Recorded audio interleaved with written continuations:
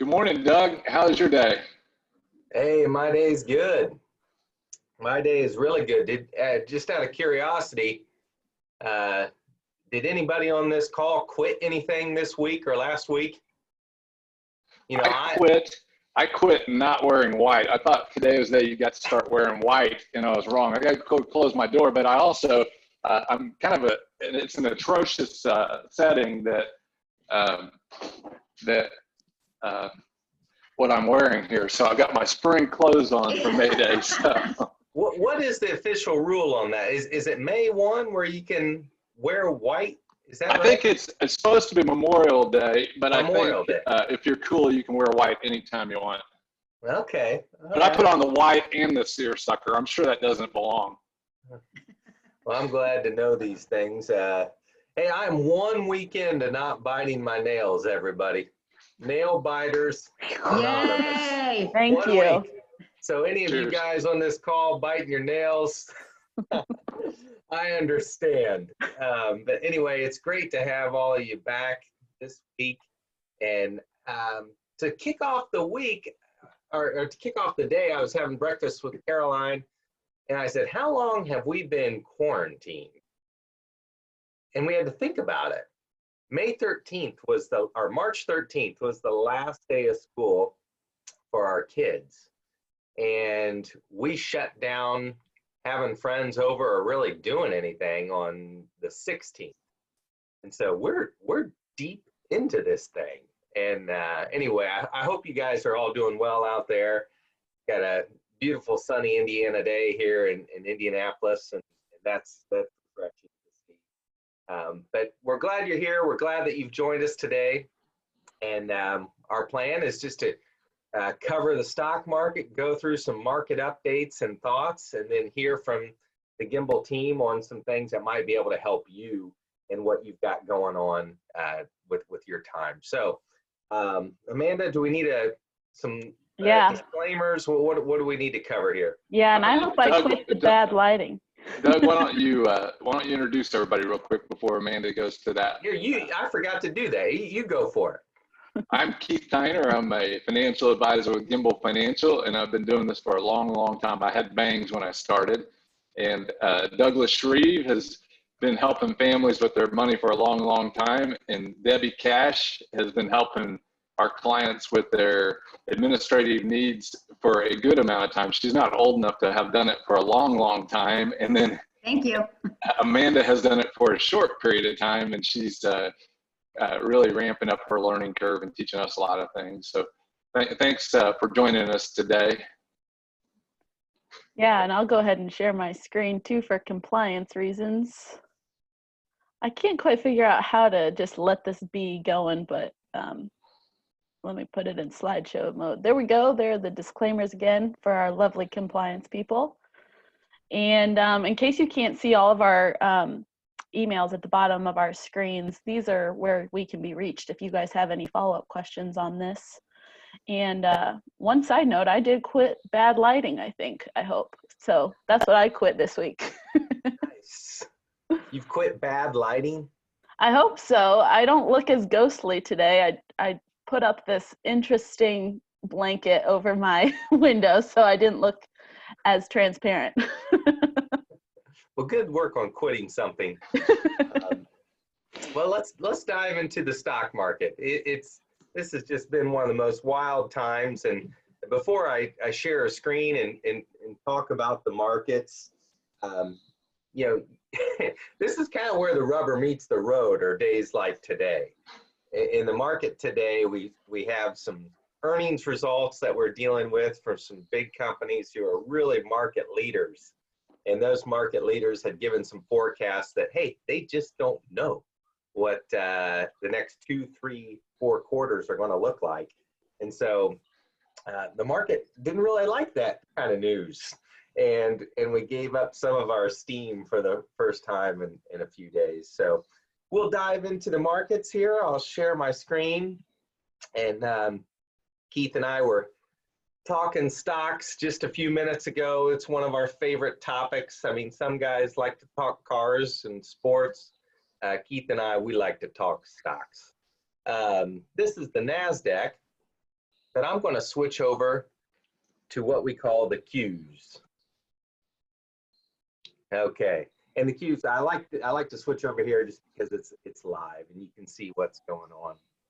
Hey, Doug, when I first started watching a Zoom show, one of the contributors' mom came strolling behind, like with their nightgown on and everything else. And I've had all kinds of activity going on behind me, but my dog was barking to get in, and now she's barking to get out. So that's the bonus that all of our friends that are watching this they get to see all the chaos of working from home. So go ahead, tell them about the market while I let my dog out. I was just going to say what we began to see here is just some normal action. And like I said, the leading stocks of the day gave up a little steam this morning and then after hours trading last night. And that's just normal during earnings season.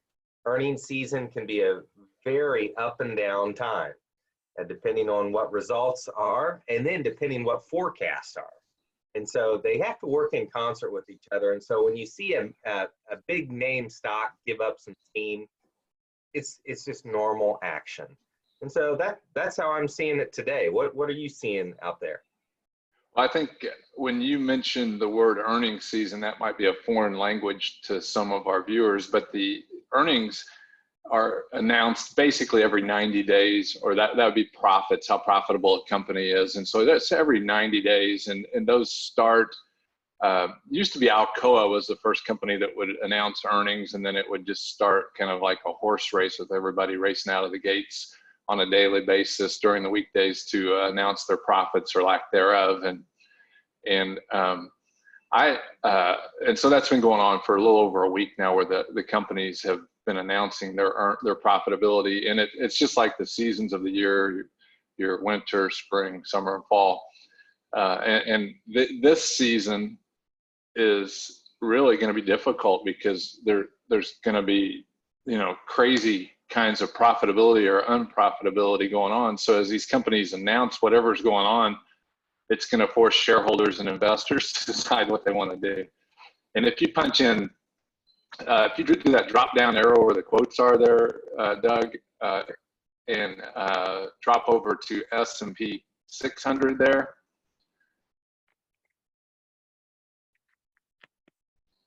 If you look at that, that's a broader section of our economy, and it really hasn't rebounded like the Qs, which is a very narrow section of our economy.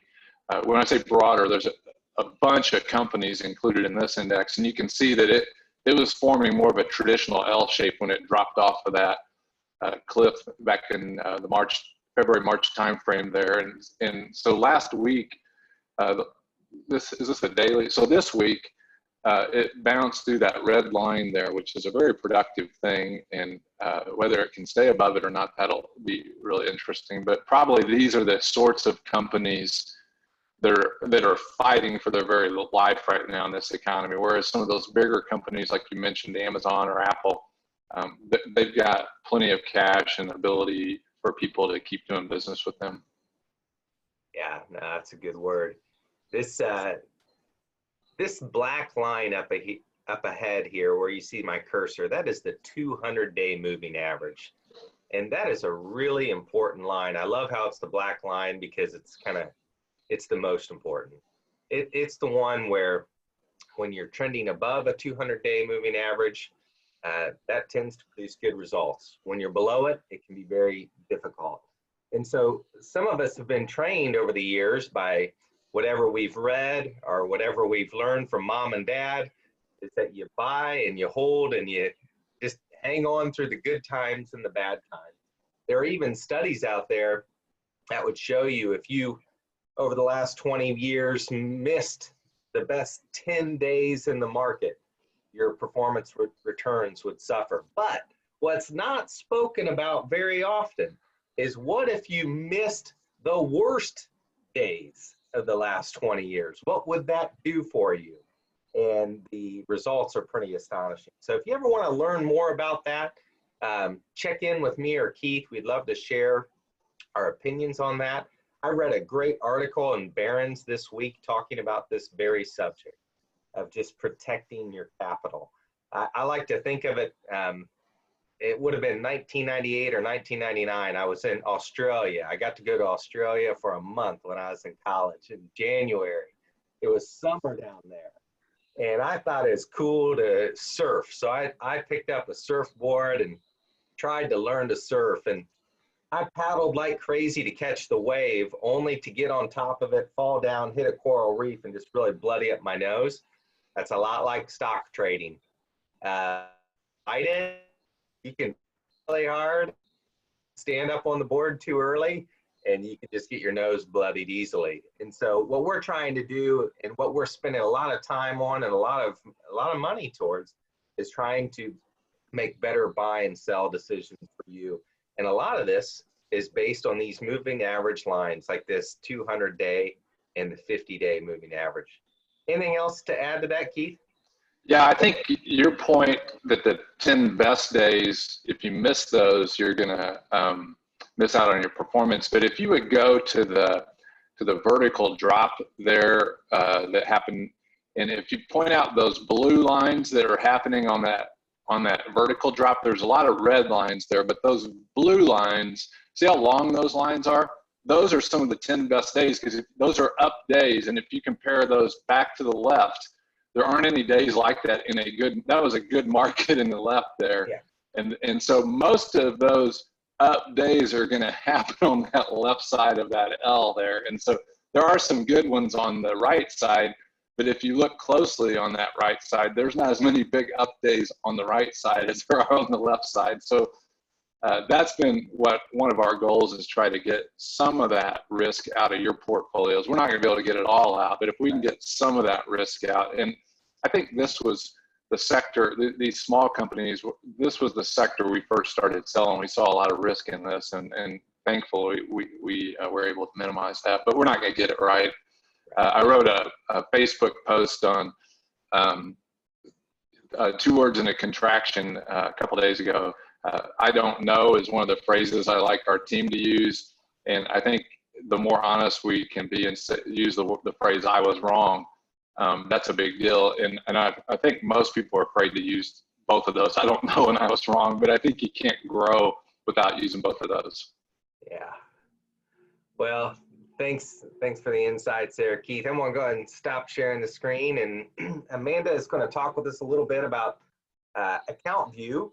And speaking of logging on and checking out results, Amanda, what are you hearing from clients, or what do you want to share with us about Account View?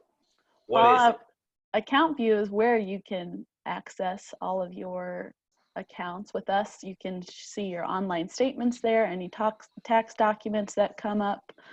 They're all on there, and it's easily accessible just on our Gimbal website. There's even its own tab called Account View. If you just click Login, I recommend people saving this to their taskbar or just to their favorites.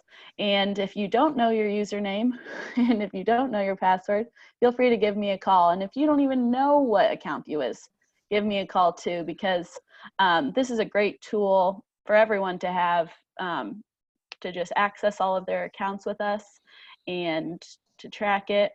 Or like I said, you can control your paperless settings on there, so you can get statements, and anytime a tax document comes up, you'll get one in the mail, but you'll also have one here. So if you guys forgot your password, need access, Debbie and I are happy to help you out.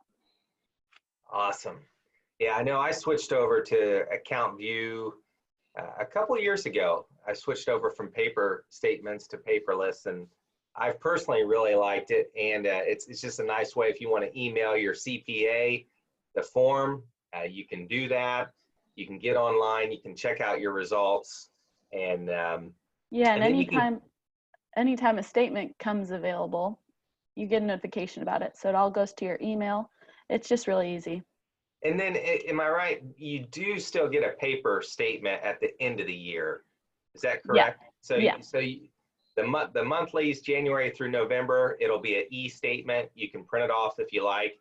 But in December, you will get a paper statement, and that's the most important one to keep. So, yeah. What else? Anything else there, Amanda? I think that pretty much covers it. I know plenty of people are already on it, but it's an easy phone call to me just to see if you haven't activated it, haven't logged in a while. I'm happy to help. So. And one of the gripes we have with LPL is they do not have an app. and we've had this gripe for years. And so we can help you if you want to create a spot on your home screen when you're looking at your phone or your tablet. We can help you create a spot if you don't know how to do that. And it'll what he means by that is just an easy link to account view on your phone. So. Cool. Doug, I think I did get rid of something last week. Up on the top of my pinball machine, I had my shredder box because my dog kept eating my shredder papers, and I took it off of there. And maybe I need to jump on board and start using Account G myself so I don't get all those statements that I have to shred. Yeah. Well, give it a shot. I mean, even if you don't like it, you can always go back. And so feel free to give it a shot. What's on your mind, Keith? Well, I threw out 2s last week. I have 3 2s again today. We had Friday mornings at Murray State University statistics class at about 9 a.m. How's that sound for a way to start your Friday? Yeah.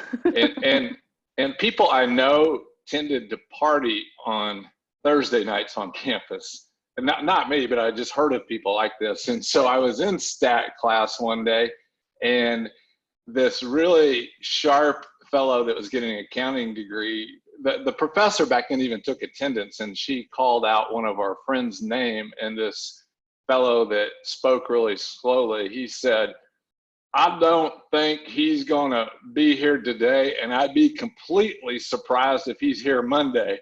And the professor lost her mind. She lost it. And I had no idea back in those days how important statistics are. And that's kind of one of the things, the math of things. And I didn't learn the terminology then. I kind of know the essence of the ideas, and even like the idea of division, like a numerator and denominator. My kids had to teach me Notre Dame, Dad. Just know Notre Dame. The N is on top and T is on the bottom. And so as I look at the Notre Dame of things, if you consider what the NASDAQ is, when you're looking at the NASDAQ, you may not have any idea what it is, but nearly 40% of the value of the NASDAQ is the result of about 8 different companies, which is crazy. It's a statistical thing. It's a mathematical calculation. The numerator and the denominator have to do with some crazy math, but there's Connie looking in there, so she doesn't know she's on TV. So the numerator and the denominator are a big deal in the NASDAQ. So if those 8 stocks, if you don't have those in your portfolio, you haven't seen the V shape of this market recovery. Secondly, I've been a bit of a skeptic from the get-go of the COVID thing because of the math involved, the numerator and the denominator. And so we've been calculating the thing that with this pandemic with not really good math, and that math can create some ideas that aren't true for people. And my takeaway from that bad math is we've created 2 pandemics, not just the COVID, but we've also got one that's invisible as well. It's a fear pandemic, and I think it's as deadly as the COVID because anxiety runs rampant in the United States, and that one will never be able to measure the cost of what that's done. And so that's one of the things with the numerator denominator.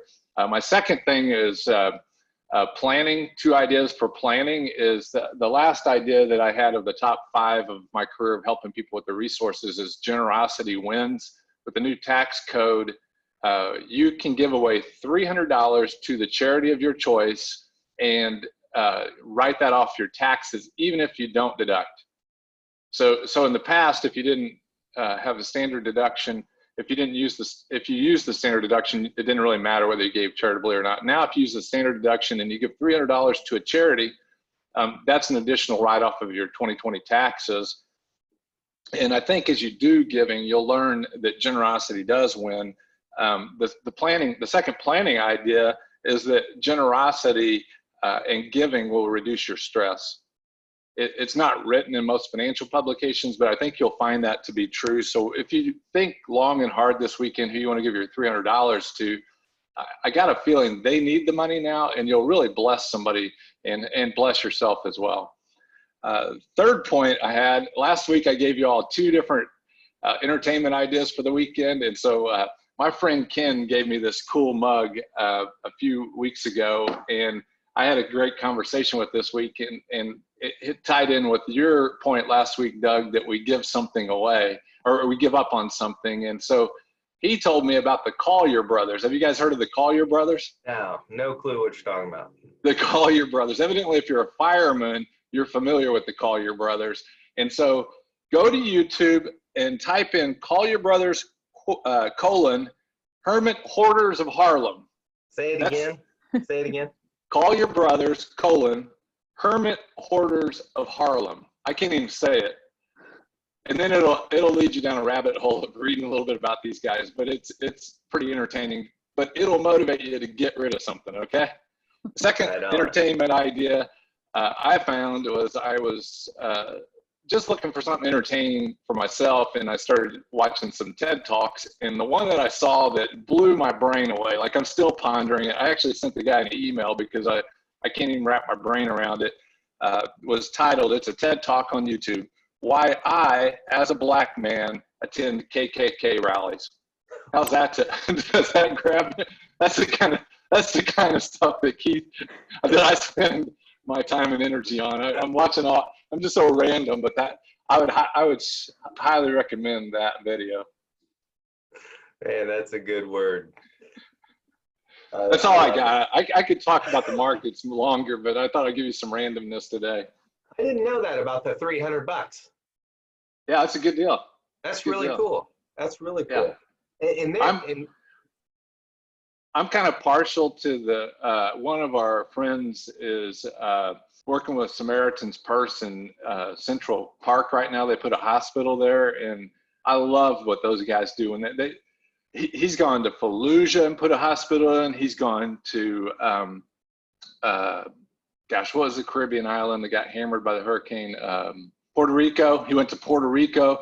He's gone all over the world putting this hospital up, but I've been reading what they've been doing in Central Park, and it's amazing what they've done to help the people of New York City. Really, New York City is the essence of the COVID problem we have in the United States, and these guys have gone right to the front line. They're like the Marines of helping people.